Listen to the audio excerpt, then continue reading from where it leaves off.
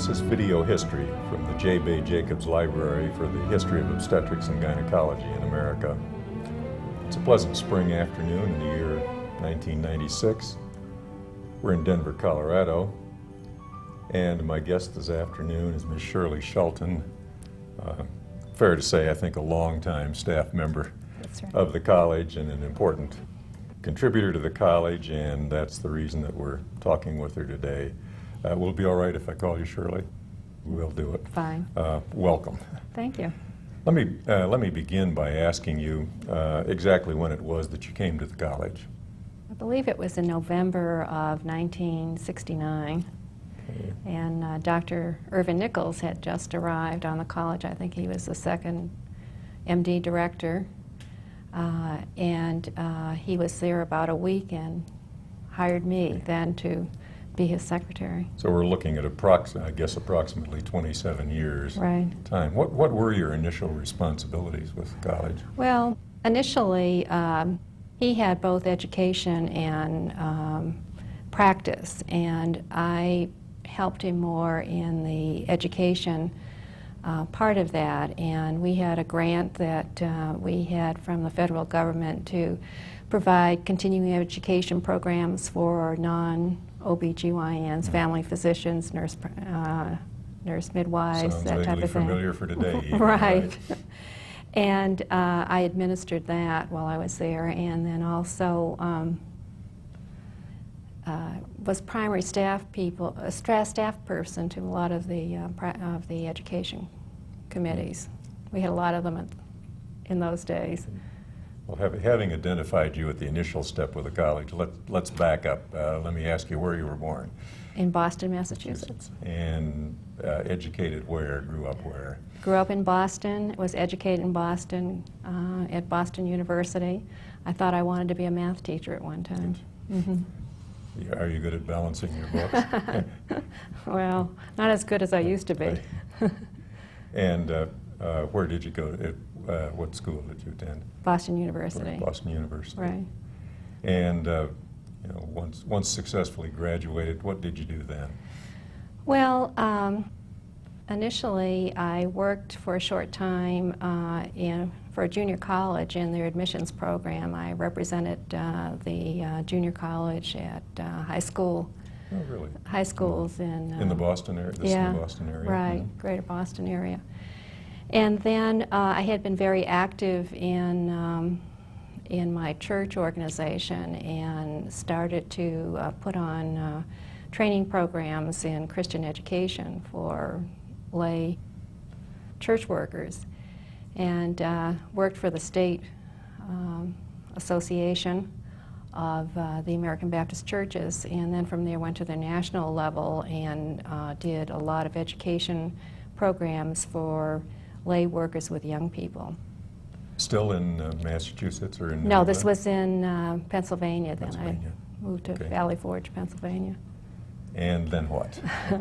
Well, I decided that it was time to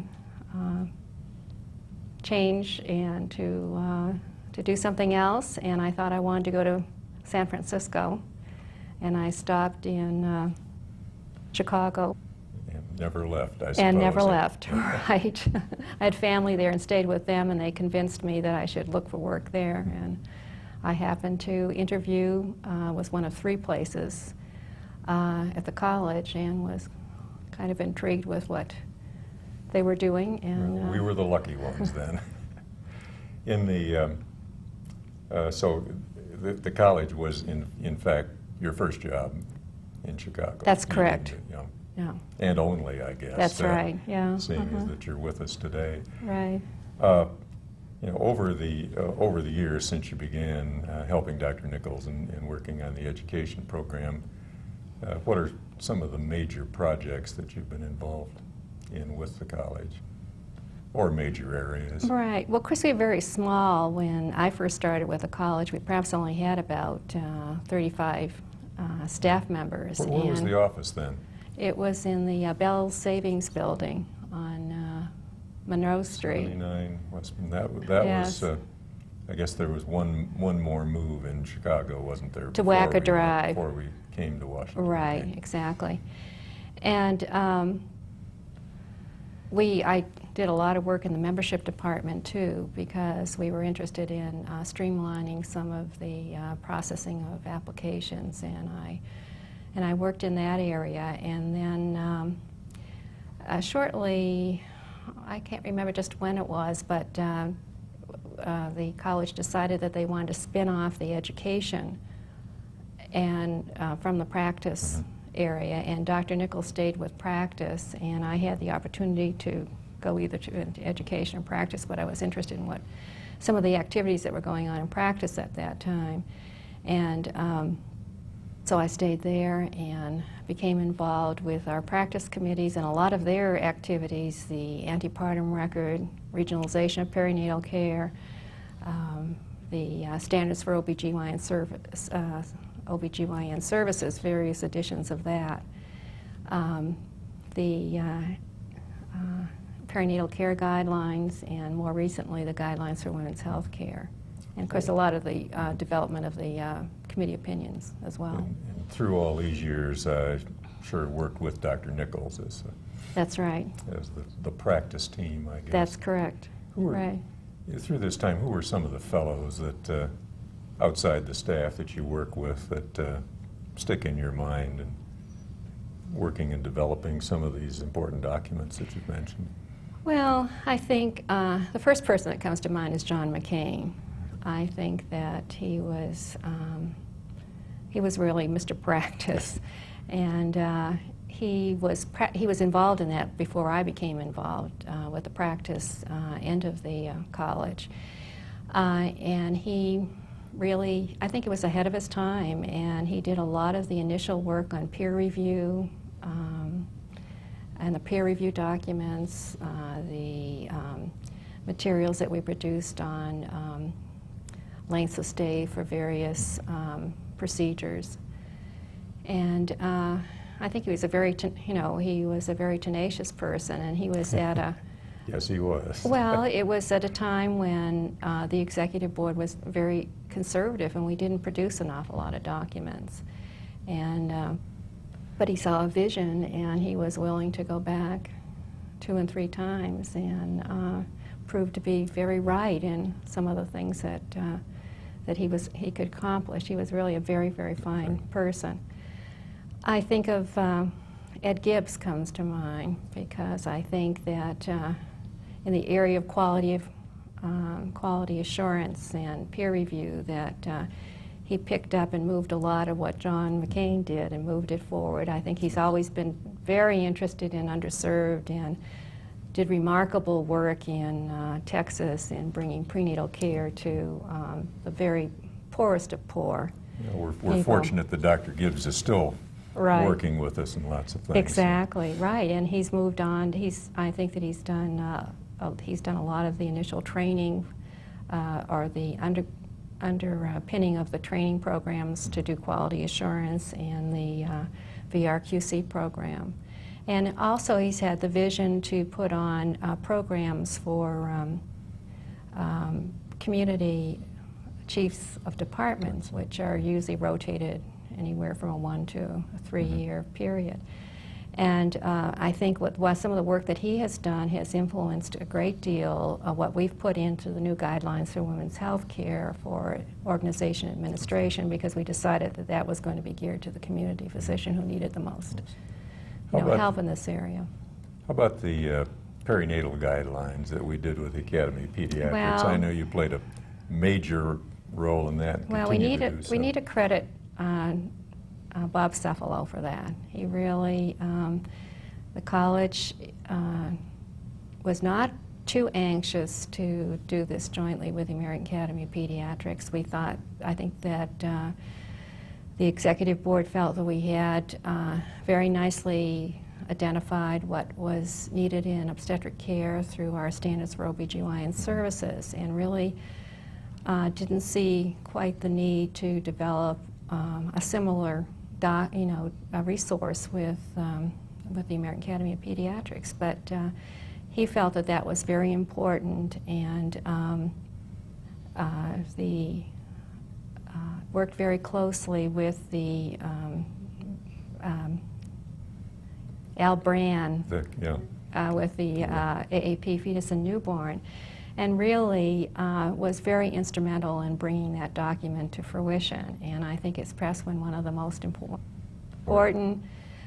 resources that the college has produced, and it's been widely recognized as a marvelous source document for perinatal care, from preconception care through the first year of the newborn's life. And I think that that's been an exciting thing. We're currently working on the 4th edition of that. And I think of Dr. Frigoletto, who followed Dr. Cephalo, right, and really cemented that relationship with the American Academy of and an important Pediatrics. relationship. Right, exactly. And of course, he has been very instrumental in the new document, Guidelines for Women's Healthcare, which succeeds our old standards for OBGYN services. And who were the key players in that, the standards, which has always been sort of the GYN equivalent, I guess, of the perinatal guidelines? well, that wasn't true in the old standards because we had a large obstetric portion in that as well. I think if you're talking about standards, I think Dick Schmidt perhaps was the one that I remember first involved with that, and I think at that time it was the 4th edition of the standards. And also Dr. Newton, your predecessor. I think the two of them kind of worked on it hand in hand. And then it was a long time before we had the 5th edition, and people, and that was under, I'm blocking a name, Hebertson, Dr. Hebertson in Salt Lake City, right. And that was the first time we really kind of branched out into the area of ambulatory surgical care, because that was becoming more and more prominent, and there felt there was a need to set some kind of patient care safety standards in that. How long did you work with Dr. Nichols? Oh dear, until he retired. Until he retired. Right. And Sure must have been, what, around 1985 or 86? I would say Something about like that. Uh-huh. Yeah. And he was followed by Dr. Kamenetsky. That's correct, and now Dr. Stanley Zinberg. Right. What sorts of things are you working on today, besides everything that you've mentioned, because they're all continuing? Well, I can't say that I'll tell you what our practice division is working on, and that's the new evidence-based guidelines, which we're calling practice patterns. And we've already published one on VBAC, and there are perhaps about 9 more in the pipeline. Perhaps we'll gear up for the 2nd edition of Guidelines for Women's Health Care in the beginning of next year, right? And we have a committee on primary care that is putting together 4, I think, very important documents, one on depression, another one on hypertension, another one on respiratory disease, and I'm trying to think what the fourth one be is. myself. Yeah, right. I'm blocking on that at the moment. Let me hark back a few years in this, and of course everybody remembers that in 1981 college packed up in Chicago and totally relocated to Washington. Did you debate about coming with the college? Yes, I did. What was the debate? We know how it came out. But, well, I wasn't sure I wanted to leave Chicago. I really was very fond of my job, and I wasn't all that crazy about coming back to the East Coast again. And I like Chicago, and had a lot of good friends there and everything. And quite frankly, I interviewed several places and still decided that I couldn't find anything that I liked as well as what I was doing. It's been a wonderful learning experience for me. I'm learning something new every day. You know, when you joined the college in 1969, as you said, you were the sole person, I guess, and Right. along with Dr. Nichols in the practice division. How big is it now? Well, we have, of course, the Resource Center now has come under the umbrella of the Practice Division. And that's large. Yes, and I would say there was about 5 or 6 staff people there. There are 3 staff people in the Practice Patterns Project, and then we also have some backup support from the research department. And we have one person who is a primary staff person for our OB and our GYN and our genetics committee. And and Elaine and myself. Yep. Mm-hmm. Of all of the things that you've led the production of, and there have been lots in the practice division, and some of them, or most of them, I guess you mentioned already. What are you most proud of? What did you like the best? What had the biggest impact among the documents that emerged out of practice? Well, I think I'd have to narrow it to 2. Okay. I mean, we'll take expand 2. it to 2, I perhaps We'll should take say. 2. Okay. That I think the guidelines for perinatal care that we've done with the American Academy of Pediatrics, I mean, it was a very interesting and a very worthwhile experience, I think. And I think the reception to that was worth all of the work and all of the frustrations at times that went into it. And the concerns that maybe we shouldn't have done it in the Right, first exactly, place. and everyone I think is quite pleased with it. And I think the other one is the guidelines for women's health care. I think that we have been much more expansive in that in anything that we've done in the past. We've been expansive both in the administration and the organizations section for in-hospital service, and deal with some very gutty issues. And also in the ambulatory, both the physician's office and for outpatient surgery. And I think that we have really taken the bull by the horn in establishing what the primary care parameters are for, for women at the various age groups, and have really set out some very important precepts for diagnosis and management of common gynecologic conditions. And I really think it's going to be a very important document, and I think it will serve both the specialty and women well. So I'm very excited about that. Proud of all of you. Right. Well, the college has come a long way in the last 26 years, and much of that way it wouldn't have come if you hadn't been here. So as one of the clearly most valued staff members that I've ever known at the college, thanks for everything, and thank you for coming today so we can put this little bit of history along with all the other we have. Well, thank you very much. It's really been a privilege working for the college.